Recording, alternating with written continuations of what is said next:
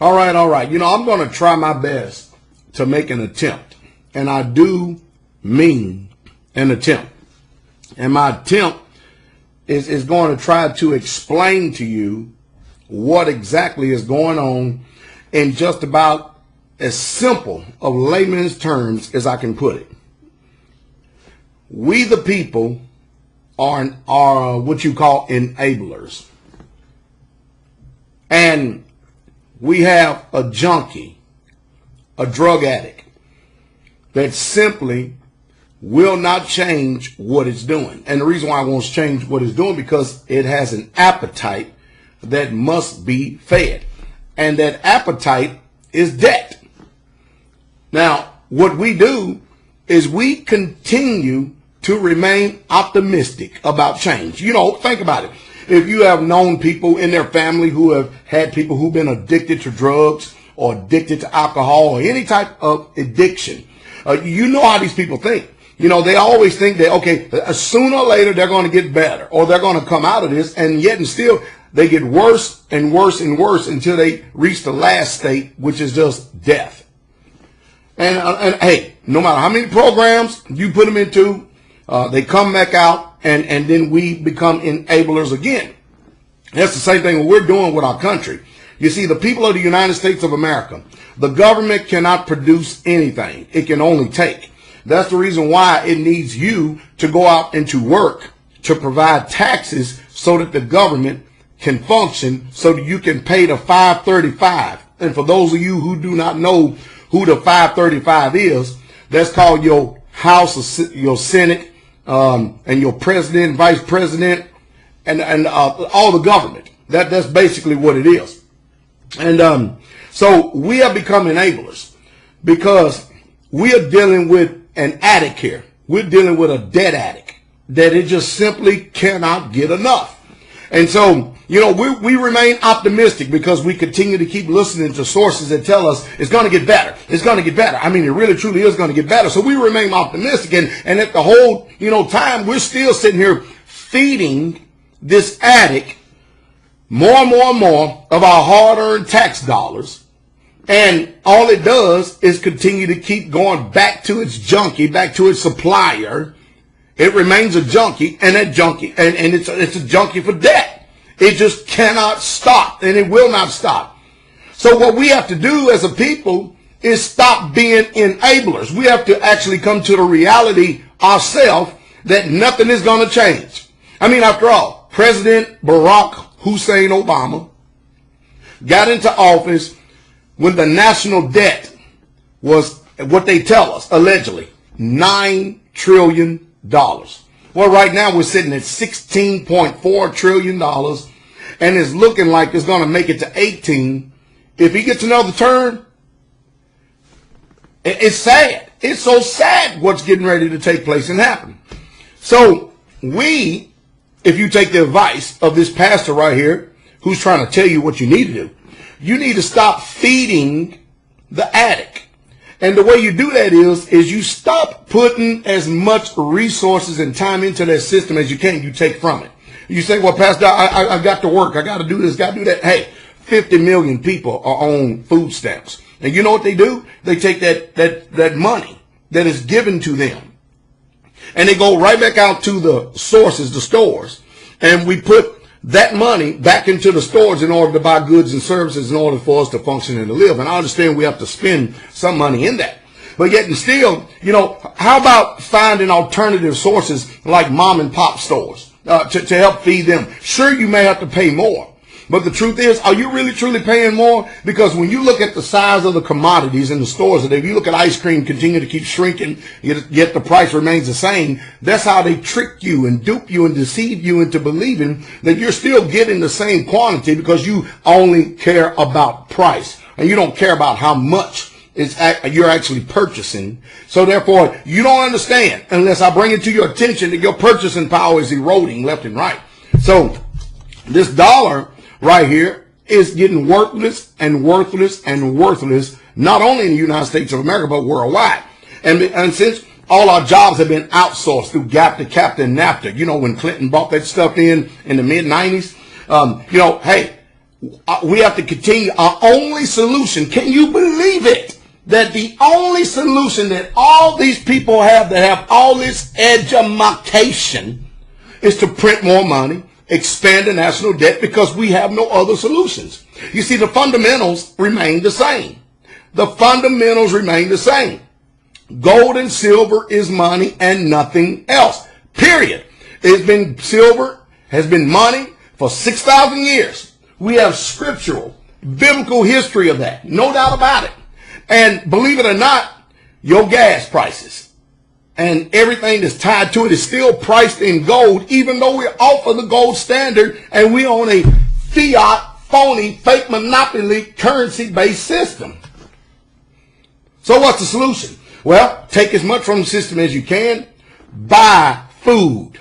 Buy tangible assets. Store your money in wealth. Invest it in people that you know that you can trust. That's how you do it. But don't continually go back and feed it to the large corporations that is being instrumental in bankrupting you and me as a society and a country. I mean, it's literally off the chain. So we have got to come to the reality truth that we have got to stop enabling the drug addict or the debt addict, which is our federal government, because you can see they have no solutions.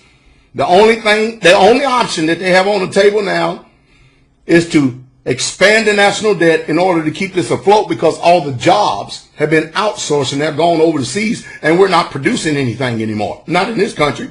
Nothing at all. So I had somebody sent me a particular video, and for copyright, we got to guard ourselves against copyright infringements.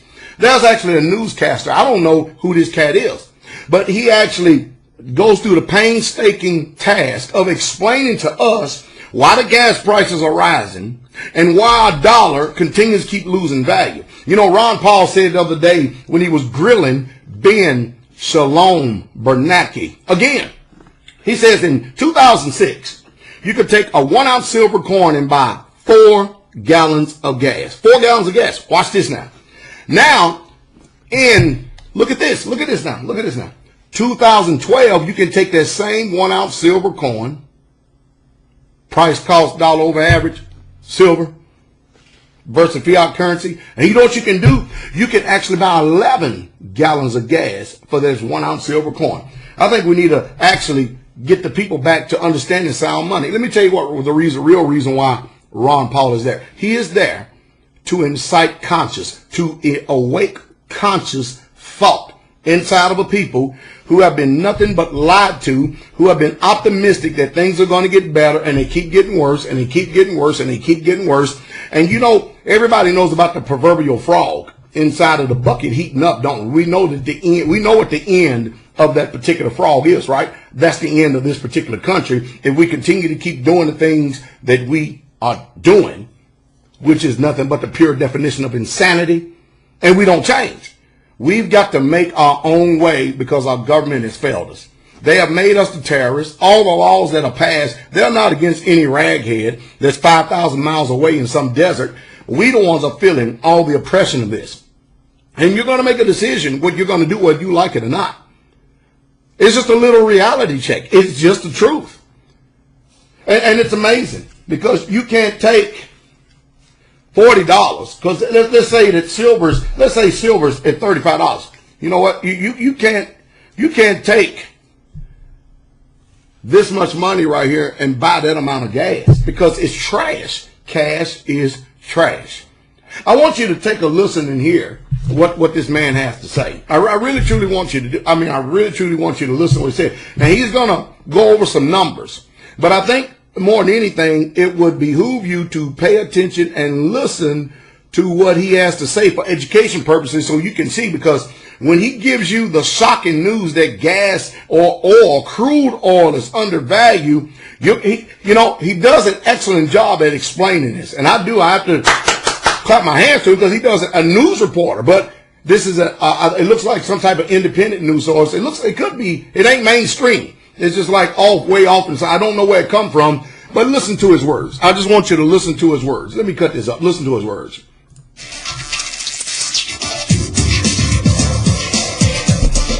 Well, it is true that there are a number of reasons gas prices could be so high, but if you really want the truth, the answer is pretty simple, but it's very hard to fix. And it's right here.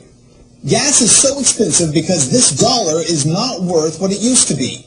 The fiat dollar means that the price of oil is going up, and there is no real way to bring it down without dealing with the value of what you have in your wallet. Let's start with what a fiat dollar is. The word fiat is from the Latin, meaning let it be done, simply meaning that the value of a dollar is not based on anything. The Federal Reserve prints money without a standard of gold or silver. The dollar, therefore, it gets its value from nothing other than government decree.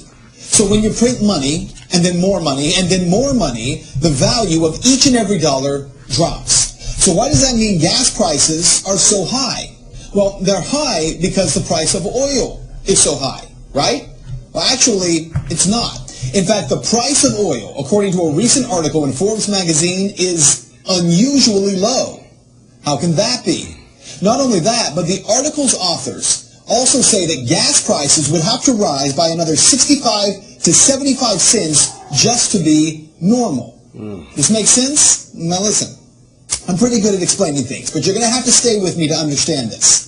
Are you ready? I'm going to use a cup here to represent 1 barrel of what's called West Texas Intermediate Crude Oil, also known as WTI. Now this barrel would trade at $105.88. That's the value of this oil in dollars. But it also trades at 79.95 euros, 8,439.69 yen, and 67.13 British pounds. All different currencies that express the price of 1 barrel of oil. What's important, though, is that the value of this oil isn't based on any of these currencies. It is tied to gold. 1 barrel of WTI is valued at 0.0602 ounces of gold. Are you with me? The value of oil is tied to the value of gold. So why is the price of oil undervalued? Well, get this. Since January 1st of 1971, there have been 493 months. During that time, the price of WTI has averaged 0.732 ounces of gold. Now, don't think in price of dollars here. Right now, we're talking about gold. So gold right now in oil is trading at 0.0602 ounces of gold for 1 barrel of oil. The WTI, that means, is only at 82% of its average right now, which means the price would have to rise and will rise at least another 75 cents a gallon just to hit its average. So when Republicans say that if only President Obama would have approved the Keystone Pipeline, the price of gas would drop, they're incorrect. It is true that President Obama wants alternative energy. It's true that he has said he doesn't have a problem with high prices, but he prefers a gradual adjustment. But even if the U.S. market were flooded with oil, the price would not drop dramatically because oil right now is underpriced. Recently, I also told you that part of the reason prices are so high is because oil companies are selling our oil in China and India. Now, it is true that this is not a supply issue because of our warm winter, and there's actually much more gas and oil on hand in America than oil companies had predicted. But I'll tell you this, I was incorrect because if oil companies refused to sell overseas and they kept all of that oil here, it would also not have a dramatic effect on gas prices. So here's what you need to know. The solution to this problem is in the value of our currency.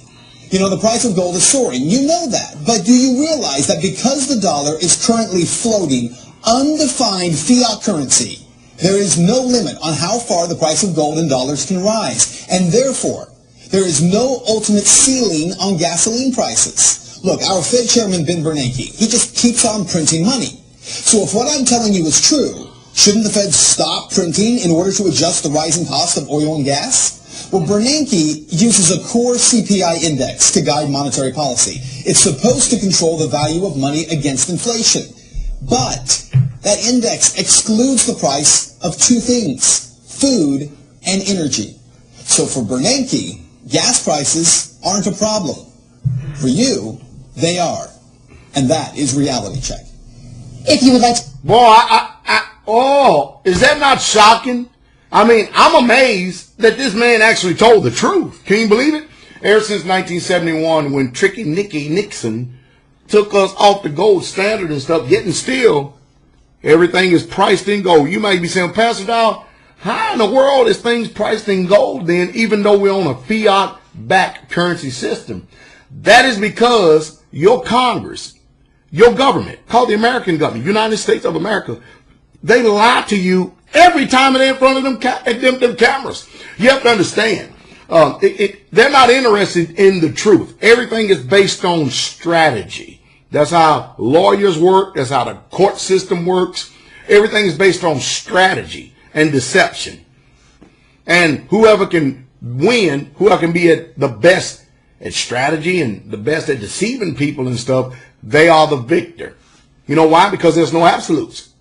We live in a country where there's nothing that's really absolutely right or absolutely wrong. And since we don't have any absolutes, now you're seeing why we're so wicked. Now you see why we're spiritually bankrupt.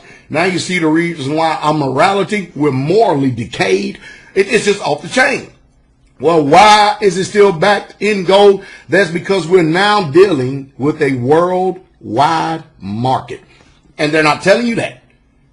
Everything that BP, everything that Shell, everything that comes out of ground, whether it be here in the United States or across seas, whether you like it or not, the New World Order that you've been waiting on forever has been functioning for quite some time. That's why I said you need to wake up. You know, the problem is most of you people are still going to these bootlicking line churches that deceive you every time they open their mouth. Every time you go to a church on Sunday, you already don't know. We already know that you have not a clue to what's going on. So you're not even going to know. Even if you can go into the store now and take this dollar and only buy 25 cents worth of goods and services, you don't know how to process thought. You don't know how to think, so it ain't going to affect you one way or the other. Sure, are you going to starve? You better believe it. But you know what? Government decree is what determines the price or the value of this dollar. You know, the benevolent word of the United States of America. Let's ask all ourselves an honest question. What has the United States of America, our government, ever told us that has ever been the truth? What treaty have they ever made with any country in this world or any people in this world that they have ever kept? Now you know the integrity, if you want to call it that, the basis of the system that we have all been deceived by and we live in. So what do, Pastor Dow? Well, you start storing up food. That's what you do, so you can be labeled a terrorist. You get your greenhouse and you start growing your own food because you know all these chemtrails and all these chemicals and stuff that they got in the skies and stuff that's poisoning your food. You stay away from genetically modified foods and you get your own livestock and you start learning how to eat from that. So therefore you don't have to rush to their hospitals and be shot up with snake venom and monkey pus. And then later on you don't have to be put on Prozac, Ritalin, and you don't have to drink their fluorinated water, which is what they tell us is designed for tooth decay, but is really destroying your immune system. You got to learn how to change your mind. You got to learn how to think. And you start limiting yourself in your running to and fro and stuff, and stop wasting money. Just stop it. You don't have the disposable income that you used to have years ago. Change the way you think. Kind of hard to do. If you think wrong, you live wrong, you act wrong, you're going to be wrong. If you don't know how to think right, how can you be right? Pretty sad, isn't it? It is a reality check. And I know that your preachers that you call pastors, yeah, I guarantee they don't keep you. They won't tell you the truth. They weren't going to tell you the truth. It's in their best interest to keep you under lies so you'll continue to keep coming to their so-called places of sun worship. That's what you do. One thing about the ministry where I pastor at, people's lives change. They get more encouraged. They develop a hunger and thirst for righteousness. They want to be right. They actually get direction. Hey, what's one of the last things you can do also? After you get finished developing your homestead or developing mutual assistance group with people who you can trust, then start buying gold and silver. Because whether we like it or not, it's going to continue to keep rising as this dollar is going to continue to keep falling. Cash is trash. We're in a worldwide global market. You need to wake up to the truth. Pastor Dow just told you the truth here today, and that is the truth. And that's the truth, straight way. Pass this video along and inform your family members who think they know it all and refuse to hear and to change.